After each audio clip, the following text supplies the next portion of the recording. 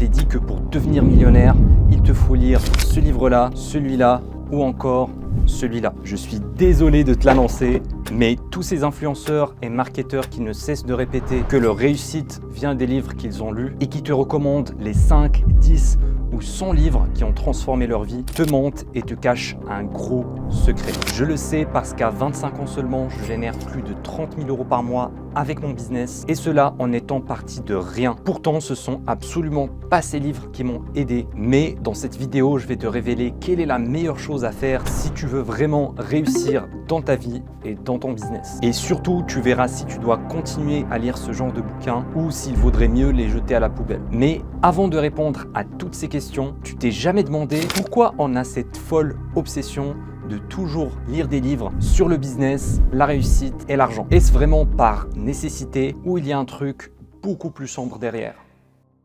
Chaque année, des milliers de livres inondent les rayons et le marketing autour de ces ouvrages est redoutablement efficace. Prenons par exemple le livre L'effet cumulé de Darren Hardy. 1 million d'exemplaires vendus et New York Times best-seller. Mais si ce livre s'appelait Travailler dur pendant assez longtemps et vous allez réussir, qui aurait envie de l'acheter? Les titres de ces livres sont extrêmement bien travaillés. Ils attirent l'attention et nous font croire qu'une vie de liberté et de succès est à portée de main, à condition d'appliquer la bonne méthode, dans ce cas-là, l'effet cumulé, The One Thing, la semaine de 4 heures ou encore l'autoroute du millionnaire. Mais ça ne s'arrête pas là. On nous dit aussi qu'un vrai entrepreneur doit lire minimum un livre par semaine. Et les influenceurs jouent le rôle de prescripteurs avec des titres accrocheurs comme les 10 livres que tout entrepreneur doit lire ou comment ce livre a transformé ma vie. Ce modèle crée une image très séduisante certes, mais aussi très fausse. Celle d'un businessman qui puise sa réussite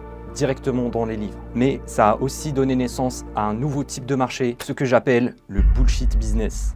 On est face à un véritable phénomène où ces livres sont devenus des produits achetés presque par réflexe. C'est même plus une question de lecture ou d'apprentissage, mais simplement d'acquisition. D'ailleurs, tu te rappelles la dernière fois où tu as acheté un livre de ce genre? Sois honnête avec moi ici. C'était pas juste un achat, c'était une petite fête personnelle. Ce moment où tu l'as tenu dans tes mains, feuilleter les premières pages en respirant l'odeur du papier neuf, c'était presque magique, non? En fait, il y a un plaisir bien particulier à acheter un livre, parfois même supérieur à celui de le lire. Dès le moment où tu le reçois, tu te sens déjà un peu plus intelligent, voire même prêt à conquérir le monde. Tout ça juste parce qu'on t'a promis que ce livre détenait le secret de la réussite ou la solution à tes problèmes. Et c'est là où l'arnaque commence. L'achat devient un petit shoot de dopamine, une mini récompense en soi, bien avant d'avoir lu la première page. Mais ça ne s'arrête pas là. Il y a une sensation de progrès qui vient avec chaque nouvelle page. Lire te donne une sensation de productivité, de mouvement. On a l'impression d'avancer, d'avoir une longueur d'avance sur les autres débiles qui ne lisent pas, ce qui te procure encore plus de plaisir et de dopamine. En fait, imagine cela comme aller dans un bar. Je sais, c'est bizarre, mais attends, tu vas comprendre. Chaque livre, c'est comme un nouveau verre que tu dégustes. Le premier, c'est pour se sentir inspiré. Le deuxième nous donne un peu plus de confiance. On se dit qu'on est en train de devenir une meilleure version de soi-même. Puis, après quelques livres, on commence à sentir cette euphorie, cette impression de détenir des secrets que le reste du monde ignore. Et avec chaque nouvelle dose de connaissances, le cerveau se gave de plaisir. Mais tout comme les verres d'alcool, il y a ce moment critique où les choses partent en couille et on se retrouve comme un ivre. On est submergé par toutes ces connaissances avec la tête qui tourne et sans vraiment savoir quoi faire de tout ça. Le problème, c'est pas d'acheter ou lire des livres. Le vrai piège, c'est qu'on se retrouve pris dans une boucle de surconsommation d'idées. Un cycle sans fin où on cherche constamment à amplifier cette sensation illusoire de progrès. Tu deviens addict au shoot de dopamine que te procure l'achat d'un nouveau livre.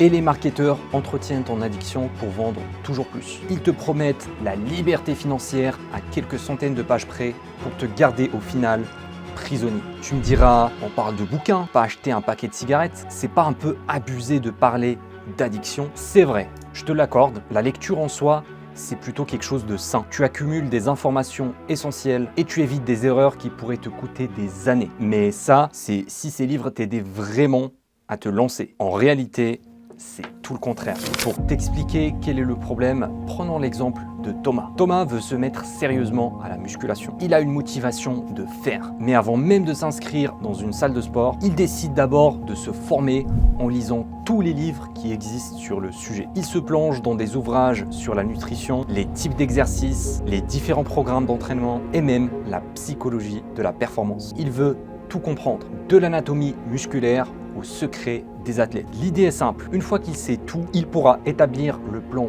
parfait d'entraînement et atteindre ses objectifs sans faire aucune erreur. Tu la vois venir, l'erreur de notre ami Thomas. Il accumule toutes ses connaissances et savoure ce sentiment de progrès. Mais il n'ose pas faire le premier pas essentiel, aller à cette putain de salle et soulever des poids. C'est exactement la même chose avec les livres business. On passe tellement de temps à chercher le plan parfait, à éviter toute possible erreur qu'on finit par rester figé sur place.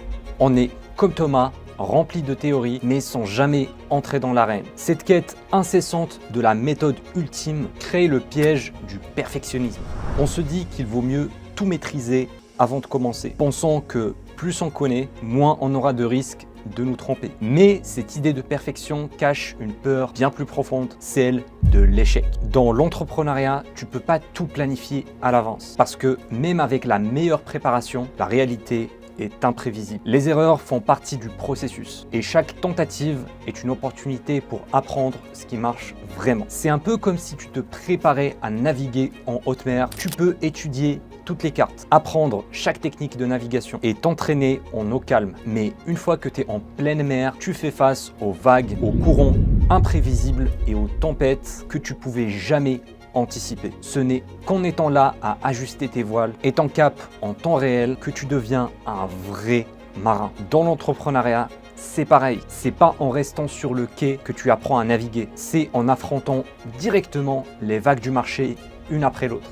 Quand je me suis lancé en 2019 avec mon business d'agence digitale, j'avais pas de stratégie parfaite ou une connaissance encyclopédique des techniques de vente, de marketing ou de gestion. Ce qui m'a le plus aidé, c'est l'expérience acquise en prenant des décisions, en testant des idées avec mes premiers clients et en ajustant mon approche en fonction des résultats réels. Les marchés évoluent, les besoins des clients changent constamment et les meilleures opportunités apparaissent souvent là où on les attend le moins. Ceux qui passent des mois, voire des années à peaufiner leurs plans sans jamais agir finissent par manquer ces opportunités. Ça me rappelle la citation de Derek Sivers: si plus d'informations étaient la réponse, alors nous serions tous des milliardaires avec des abdominaux parfaits. Je vais même t'avouer un truc, il n'y a aucune technique secrète dans aucun des dizaines de livres que j'ai lus qui m'a permis de monter plusieurs business rentables. Littéralement aucune, zéro, nada.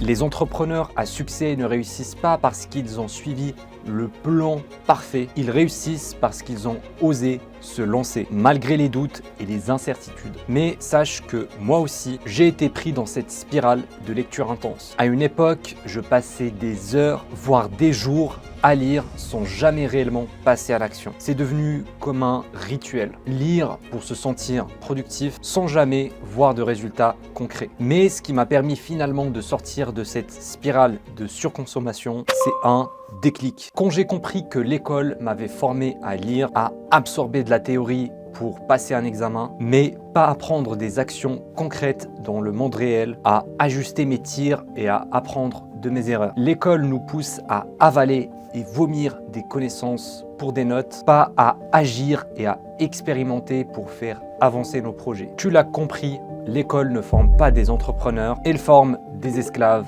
pour le système. Après tout ça, tu penses que je vais te dire d'arrêter complètement la lecture de ces livres et t'en débarrasser, car pour être honnête, ils m'ont pas apporté grand-chose personnellement. Mais avant de jeter ta copie de Père riche, Père pauvre, laisse-moi te poser une petite question. Si tu arrêtes de lire ces livres, qu'est-ce que tu vas faire à la place en fait? T'as vu qu'en business, c'est pas la somme de tes connaissances théoriques qui détermine ton succès, mais bien ta capacité à les transformer en action et à persévérer malgré les erreurs. Mais si tu arrêtes de lire et qu'en plus tu ne passes toujours pas à l'action, où est-ce que ça te mène? Moi je sais où. Ça te mène sur TikTok, Insta, YouTube, Netflix et toutes ces autres distractions sans même que tu t'en rendes compte vont t'aspirer pendant des heures. Parce qu'au fond, Si tu arrêtes de lire, mais que tu n'as toujours pas trouvé le courage ou l'impulsion de passer à l'action, il va bien falloir occuper ton esprit, combler ce vide. Et là, toutes ces plateformes sont prêtes à te donner ce qu'il te manque, une évasion